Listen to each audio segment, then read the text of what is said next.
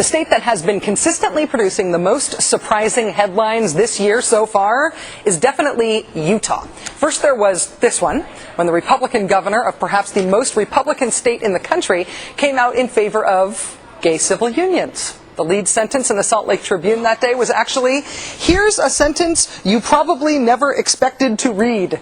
Utah's governor supports civil unions." That was about a month ago, at the beginning of February. Then just a couple of weeks later, surprising headline number 2. Vanilla Ice and MC Hammer. A, still alive, B, playing a show together, and C, playing a show together in Utah? In 2009. I know. Apparently it was a huge success. And Utah just keeps on keeping on with the surprises. Front page of the Salt Lake Trib today, governor and legislature strike historic booze deal. Booze deal? Oh yes, the weirdest liquor laws in the country are being changed. And in at least one instance, it is possible they are getting even weirder.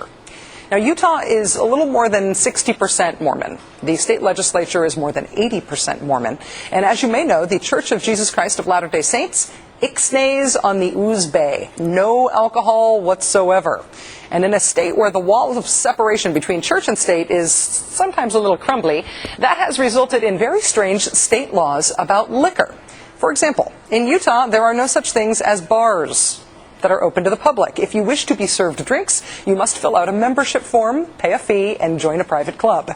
Until a couple of years ago, you could also not be served more than 1 ounce of liquor at one time. And for some reason I never quite understood, for a while you were liable to be served your liquor in tiny little nip-sized bottles. Not on the airplane, like at the place I know. They got rid of the mini bottle rule a couple of years ago. But now, with these new changes, you will not have to join a club anymore either. Progress. Here's the part I still don't understand. It used to be, under the old rules, that after you ordered your drink at a restaurant, the bartender would not be allowed to just serve it to you across the bar like a normal bartender. The bartender, in fact, had to either walk around a partition and hand it to you, or hand it to a server to walk around the partition to you. Why the partition? I don't know, but under the new rules, the partition will be gone. But the new rules that are agreed to by the legislature now, they say that you don't have to have the partition anymore, but they do have a kooky new rule to replace it. Check this out. New restaurants, under the new rules, have to have a separate special area for the mixing of drinks. A separate out-of-sight mixing area that is out of the potential view of children. In other words, you need a closed-off drink mixing room. Because booze is just that powerful? I don't get it. Here now, Rocky Anderson, the former mayor of Salt Lake City, Utah, and the founder and executive director of the High Road for Human Rights organization. Mayor Anderson, thank you so much for joining us tonight. Good to be with you, Rachel.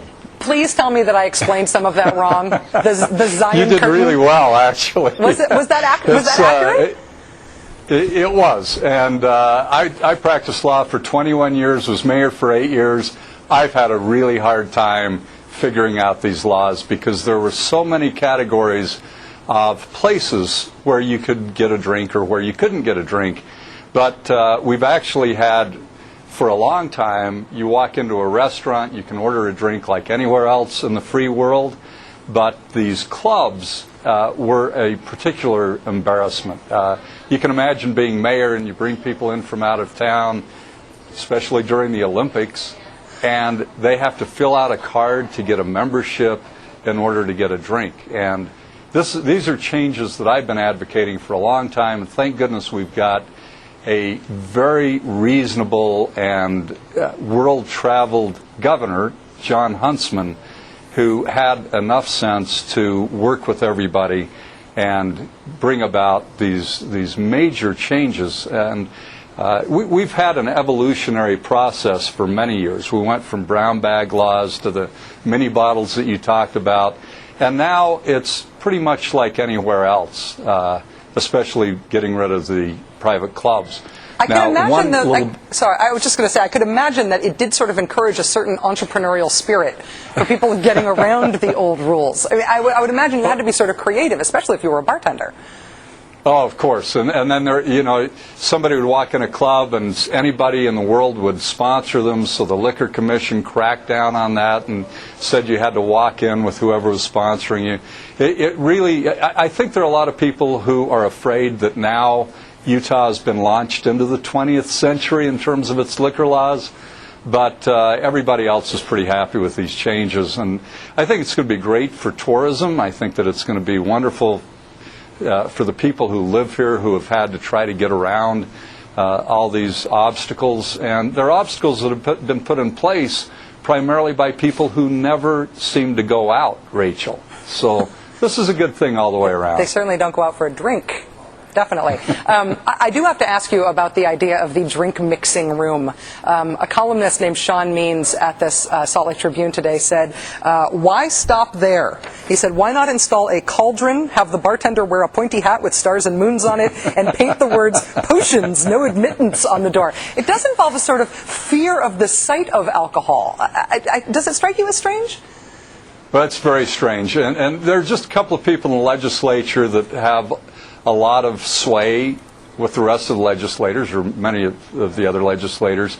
And this is something they insisted upon, and I think it's this idea that any progress you make, you've got to have a little regress along with it. And I think that in this evolutionary process, we'll see these kind of silly prohibitions eliminated, but we're going to have a situation where the existing restaurants can get rid of the glass partition, and the bartender can simply hand the drink over the bar, and any new restaurants are going to have to hide away the mixing of drinks. And behind this is this ridiculous notion that children who are exposed to anybody mixing a drink may be somehow negatively influenced by that. Mesmerized by the shaking sound or something? I don't know. Yeah, but we've got another very strange law. They did increase the 1 ounce to a 1.5 ounce pour, but it's still, I order a scotch on the rocks and the scotch doesn't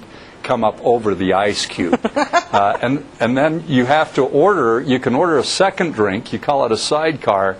They bring you another 1.5 ounce drink in another glass, but you have to pick up the glass and pour it in your other glass so you can have a real drink.